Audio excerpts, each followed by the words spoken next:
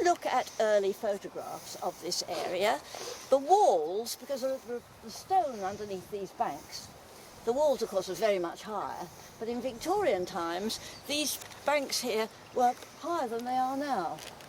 And during the war, army people were here, they made slit trenches and so on. And after the war, it all had to be smoothed off. And they brought rubble out from bombed Plymouth and tipped it over here, consequently raising all this so the banks all seem lower. Do you see what I mean? But of course this has always played a very important part in our life in St Maurice.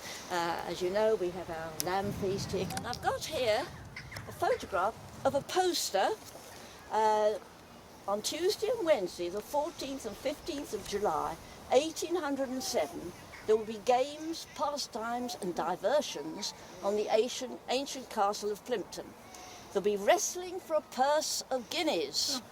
Yes, the first man got 7 guineas. Cudgel playing for a silver cup. The value was 3 guineas.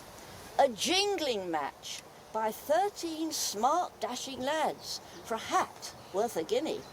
And also, and you have to use your imagination here, I think, grinning, bobbing and diving.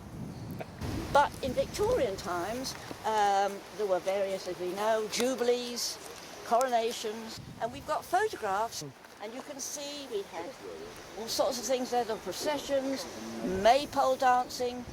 Obviously there was food there because there are waiters standing there ready to run a waiters' race with the platters in their hands. But before that, in the middle of the 19th century, they had prize fighting here, and they had all sorts of festivities, but the railway had come to Plympton, which meant that people came out from Plymouth. So on these occasions, not only did you have the local people, you had the gentry who used to sit in their carriages round the edge watching what was going on. And you also got the Plymouth yobbos, and they came out on the train. And some of them came with not very good intent. They came with cudgels and sticks.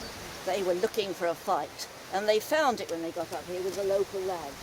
And it was it got a bit of a riot, and it spread out into the streets.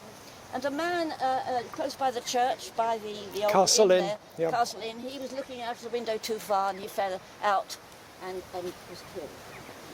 A man here, he must have been quite wealthy. I think he had one of those meerschaums pipes, like Sherlock Holmes, and that was dragged away from him and broken. And there was a man who had one wooden leg, and they grabbed his leg, pulled it off, broke it in two, and then beat him round the head with it. Well, yes, well, we did have the police here.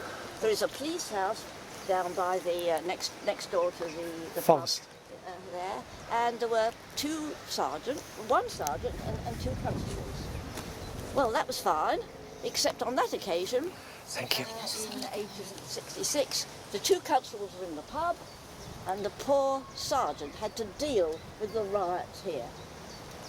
10 years later, the same thing happened, but they provided 99 constables came from all over Devon to keep the peace here.